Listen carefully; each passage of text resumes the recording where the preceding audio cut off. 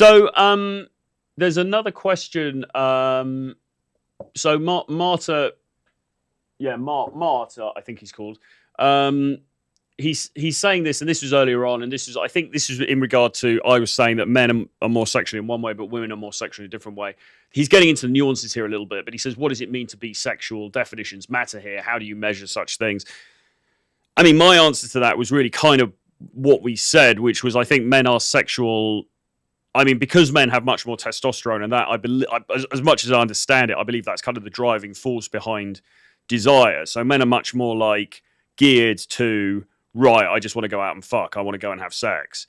And women are to some extent, but perhaps to a lesser extent. But I think women's sexuality expresses itself in a different, and the other thing, expresses itself in a slightly different way. But the other thing as well, as we know, is that once a woman is comfortable with you, and once she is kind of on board, often their sex drive then goes through the fucking roof. And you're like, oh no, man, I just want to. And you can stay there for a long time. Yeah, that's and you're just like, oh no, you can stay there for a long time. You're just like, oh no, I just want to watch Netflix and eat a, yeah. And she's like, no, we need to, let's go again. You know, been there, done that. Yeah.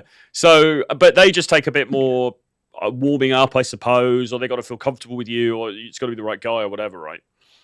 My sex coach used to tell me, men are like fire. They're very quick to ignite, but also very quick to like settle down. But women, they're like water. They take more time to boil, but once they boil, they can boil for a very long time.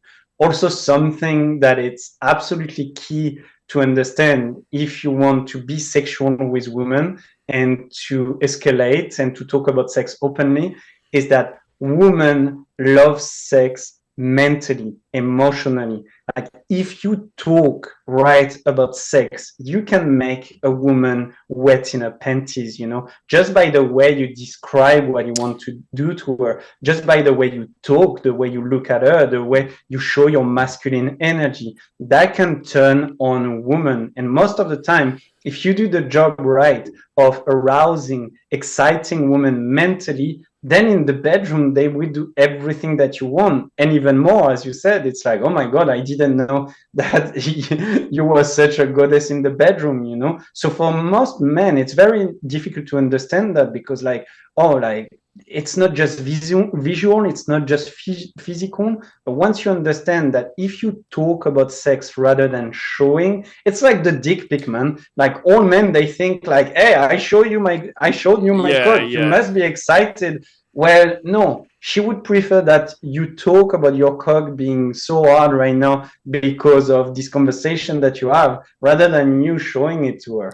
Well, yeah, I think for women, from what I've observed, the build-up is very important, and I think talking is important. And you know, I'm sure this is something that you teach students, but you know, talking dirty and how to sort of talk dirty to her, I guess both before and during the act, but in a way that is sort of not cringe, right? I mean, because you know, and I don't think it has to be authentic. Yeah. It has to be authentic to you as a person, right? Yeah. Totally, yeah. And that's something a lot of men, they ask me, but how do I do that? How do I express myself being authentic? Read, watch movies, because again, we go back to the lack of role models. You never had a father teaching you how to talk sensually, how to escalate like in a calibrated way. So watch some men that you find very masculine, very respectful, and at the same time, very sexual. For me, I'm thinking Daniel Craig, Craig's Ferguson, this type of men. But for others, it's going to be James Dean, or it's going to be Sean Connery, you know? But if you learn from role models, and if you start to really have fun as well, that's something. So one key component that I teach for escalation is the 3 levels of escalation. With shy women, or if you are inexperienced, you want to talk about sensuality, about things related to the body, to dance, you know. But then the second level, and for me, it's my favorite, have fun, make innuendos, you know. Oh, what's your favorite fruit? Strawberries. That's a very naughty fruit. Tell me why you love strawberries so much. And then the third level is actually to talk about sex openly. So tell me, what do you like in the bedroom? How do you enjoy a man to behave in the bedroom? Do you prefer a more dominant man or a more submissive man? And you play with that. But it's really important to calibrate with the woman you're with, but also with yourself. Yeah, exactly. No, I completely agree. So earlier on, Charlotte actually said something else. I was curious about if a woman should, and we kind of covered this actually. I was curious about if a woman should tell the guy that she's a virgin. Most men usually run away from that when they find out that the girl is a virgin, and I would, funny enough, agree. And this is sort of counterintuitive with a lot of stuff that you hear in the manosphere, because in the manosphere, people are, oh, she's a virgin, she's like, blah blah blah. I think the reality actually is what you said, which is like, firstly, I think. I think guys want women with a bit of experience, just maybe not, the extremes, but I think they want a bit of experience. But and also as well, I think there are some men who are just not going to give a shit. But I think equally there are other men who are going to think, well, okay, if I'm going to be her first, I don't genuinely have really serious intentions with this woman. I'm gonna do this. I'm not really the right dude for her, to be the first, and maybe taking almost like an ethical stance on it. So that can get in the way as well. So I don't know. It's an interesting one, isn't it? Because it's counterintuitive, right? Because most guys will be like, no, or they seem to think that they want a virgin, but I'm not sure in real life that that's true. Actually, yeah, most I would say immature men are scared of being with a virgin woman. Now, to answer to Charlotte, I think, or for all the women who are virgins, we go back to men being real men like having experience, even if they are inexperienced, but they've learned. It's very important for this woman to feel that they can trust the man they're with, but also that they can trust that he's ready for it, that he's a gentleman, but he's mature as well, that he's going to take his time, that if she feels pain, that he's going to stop, but at the same time, that he knows what he's doing. I can tell you that I coached some clients who were actually, like, I remember this client telling me, hey man, like, she just told me that she's a virgin, what should I do? And so I helped him, and they had her first time, and she cried, and she was like, I couldn't believe that it would be so good. Everybody told me that it would be painful and blah blah blah, but it was amazing for her. Why? Because she was with this great masculine dark gentleman man who knew what to do to take his time and to be there for her physically and emotionally. And the first time for a woman, it's almost not about the physical part of it, although it can be painful, but it's about the emotion and the mental part of it. If she can trust the guy and really fully let go emotionally with him, it would be a great experience. Yeah. No, good stuff. And then Young Gun says, what are the top 5 masculine traits, characteristics in your opinion? Very good question. So if we're talking about sex, like masculine sexual qualities, I would say, of course, confidence. But a lot of people, they say, oh, what is confidence? It's, first of all, the way, your body language. Yes. Like, no. First of all, actually, it's self-love. Do you look at yourself in the mirror and say, I love myself, I'm the shit, I can have all the women that I want in my life? If you can do that, for me, you're very masculine and very sexual. Then it's showing this energy to the woman. When you walk into a room, are you hunched? Are you scared of looking at people? Or are you actually standing tall? Are you happy about being there? Can you connect with people? Not just with women, but with everybody. Like the look, I know that you love talking about like eye gazing and how you can train eye gazing, and I'm totally up for that. Top 5 masculine qualities. Well, so I mean, I've just done a load of like videos and stuff on all this kind. I mean, there are so many different things you can say. I mean, I think there is some sort of like, I mean, like dominance is, I think, is one. How you define dominance? Are you? I would say leading. Yeah. Okay. Yeah, leading the converse, because dominance can be seen as scary for some women, but also some men. But dominance is about being a leader. It's about you going into the room. Hey, I chose you. Hey, I want you. Hey, I'm ready to give you a great time. For me, that's leading, and most feminine women, they love that. Yeah, absolutely. I mean, there are some other things. So Mystery in mystery famous from the book The Game, and then the mystery method. Back in the days. Yeah. Back in the old, Troy. Many years ago. Although he's just being interviewed by Mike Sartain, I think, is interviewing with Rollo Tomassi, and I know Fresh and Fit want to get him on, and he's doing some more stuff now. But he talked about a number of things he talked about was being a leader of men. Okay, so it's not just about how you are with women, but also the men around you as well. Are you somebody that people take seriously? I was talking to a woman actually who works with Pearl, and she was talking about her boyfriend or fiance, their serious relationship. And she was saying one of the things that initially attracted her to him was the way that other men around him acted. They respected him, and she really liked that. So that's an important thing. Then there's pre-selection, which is, do other women find you attractive, or would it seem like other women would find you attractive? Then there's this idea of being like protector of loved ones. So, if the shit hits the fan, are you going to be there to step in and sort of... Very important. Yeah. I would add something that it's the key, and I realized that later on in life, but authenticity. If you don't care about what people think, if you dance like nobody's watching, that's when you're gonna actually have people attracted to you naturally. Like if you see, and what you were saying, leading men. So when we think leading men, we think, oh, I have to boss men around. But I remember back in the days, I started my seduction journey, and I met a man who was so magnetic through his humor. We were like 4 or 5 guys around him, and he was always cracking jokes and having fun. And we were looking at him like a god. And I remember when we were looking at him like a god in a social environment, then women were just like coming around and be attracted by him, not because he was talking to the woman, but because he was talking to us. We were attracted to him with his humor, with his presence, with his authenticity, and women found that absolutely sexy and attractive.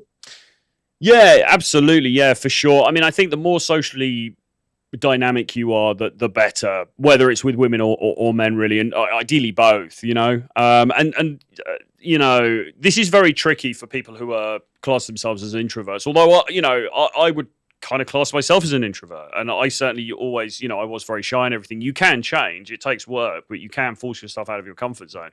I mean, would you say, just out of interest, on a game level, would you say you have to be an extrovert, you have to be the life and soul of the party in order to attract women, or not? Because I think you don't. There are different ways to make it work, aren't there? It depends on the woman you want to attract, because if you want to attract a very extroverted woman, you're going to have to go out of your comfort zone, because most extrovert women, they're not attracted by introverted men. Now, introvert men, if they are seducing other introvert women, it will be easier for them to connect with this type of woman. So it really depends on who you want to attract. Again, it's like, I'm sorry, but I'm gonna say it, excuse my French, but if you're really fat and you're really into skinny, fit ladies, well, most fit women, they won't want to be with a guy who's out of shape, who is not taking care of himself. But if this guy is going with a less fit woman, there is more chance that he will be able to connect with her. So it really depends on that. But if you want to have the most success, if you want to have the most opportunities, you should work for being the best version of your best self. Socially, health-wise, mental health, physical health, spiritual health as well, working on controlling your emotions.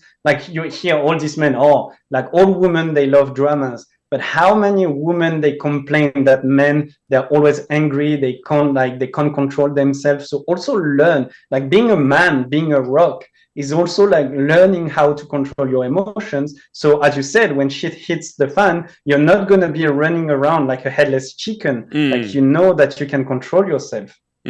Yeah, yeah, it's very important. It's very important. SJ says, Troy Francis, how are you keeping the Riz while off the market? But that's Well, the risk. That's when you're off the market that you get more risk. well, you That's need when the you're more. off the market. Ideally, well, theoretically, you need more Riz, don't you? Because like you've heard the argument when you're in a relationship, you actually need more game than when you're not. I mean, what he's referring to, I've sort of reunited with an ex of mine, and we're sort of we're together, and obviously it's fairly early days, but we're taking it forward, and great, which is all great. But I don't know, man. I've been in the trenches for so long. I think my Riz is bulletproof, to be honest. I think it's. But look, on that point, like, and if we're talking about long-term relationship, Yeah. most men, the mistake that they do, they think I bagged the girl, Yeah. like I got the girl, and now I can stop to seduce her. Yeah. Wrong. If you do that, you're out. Like seduction would be who you are. That would be being authentic. Like if you stop to compliment your lady, if you stop to take her to the restaurant, if you stop to spend intimate time with her, she will think like, well, it's not a lover anymore. It's just a friend. I don't want a friend. I want a lover. I want a partner. So it's very important to always keep in mind that if you've been seducing her in the first place, continue to seduce her again and again. And that's what keeps the relationship healthy and alive. So many men, they ask, what's the secret to keep a relationship alive? And they think like threesome or BDSM. Guess what, brother? If you do that like once a year and you don't seduce your partner on a daily basis, she's not going to care. So how would seducing her on a daily basis look? I mean, what kind of things are you like? I think dropping in little unexpected things can be helpful. Doing little things. I'm not talking about simping for her or buying her gifts all the time, but you just doing little things, maybe that she doesn't expect. What would your thoughts be? Happiness equals surprises minus expectation. You want to surprise her because at the beginning when you met her, you were surprising her, taking her on a date where she didn't know where to go, or you bought her some flowers, and again, as you said, it's not about the gift, just a simple kiss in the neck, like kissing her in a different way than you were used to. Physical touch, like so many men, they get into a relationship and after 3 weeks, they start to touch their woman, like continue, grab her ass, make her feel very sexy, make her feel feminine, like wake up in the morning and go and grab some panties that you would love for her to wear and say, you're gonna wear that for me today, and we're gonna wait tonight to really have fun. Like if you do that, that will make her feel so feminine, so desired. Like as you said, surprise her by making her feel desired. Also, that being a provider, like saying, hey, I take you to the restaurant tonight, I pay for the bill, or surprising her. It doesn't have to be a crazy restaurant. Maybe you can take her to the seaside, or doing something that is different, reconnecting also with something that she really enjoys. Because if you're in a relationship and you connect deeply, you know what she likes, what she doesn't like. Do less of what she doesn't like, do more of what she likes, and you will keep the relationship happy and healthy. Yeah, absolutely. So look, I guess we should get into some hardcore sex tips now, because people are. This is the bit everyone's been waiting for. That's it, finally. So how do you lay it down That's in the called bedroom? foreplay. Like we've been talking so far, it was foreplay. Now let's really talk about the juicy stuff. Well, let's get into the juicy stuff. So I mean, where do we even start? Because you've got, I suppose you could almost divide it between. Well, I mean, you just meet somebody. How do you start off? But then, of course, I guess another important thing for people in relationships, or is how do you keep things spicy over the longer term? And that's an interesting thing as well, isn't it? So I don't know what your thoughts are on that. Maybe you could. I don't know how you want to structure this. Maybe you could give us some, like a top 5, top 10 list of like hot things to do with women that you would recommend that guys look into or try or get upskilled on, or maybe we could go that way if you like. Let's talk about the 5 things to do and the 5 things to don't do, actually, not to do, because I think that's as important. So let's start with the thing to not do. Rush things. Like, I think the biggest mistake that men, they do is that they rush. for everything. They rush to talk about sex. They rush to go for the first kiss. How many men I've seen like saying, oh, I got rejected 3 times for the first kiss, but I was able to take her home. Yeah, because she doesn't want to kiss you straight away. She wants to take her time and to feed this builder. And the same like during sex, they rush for the pussy, they rush for the clit. Take your time. The second thing is, again, not expressing your desires, not expressing your sexuality. Because if you can't be sexual, she won't be that for you. So you have to express your sexuality. Yes. The third one would be, don't communicate. Most men are too scared to communicate about their needs, their desires, and their boundaries as well. So many men, they get into something that they don't like, but they're like, oh, I'm with a woman and we're having sex, so that's good, but you're not enjoying at all. Yeah, what not to do as well. So the opposite of rushing things, being too slow, like not picking up on signs. How many women they complain, I was showing him that I wanted him, but he didn't take the lead. He was not showing up. So really, like, at some point you're gonna have to say, hey, I want you, let's play, you know. And so 5 things that you can do: foreplays, more foreplays, more foreplays. Like, if you do foreplays, if you take your time, women, they take time to build up. So if you take your time during foreplays, the sex will be crazier.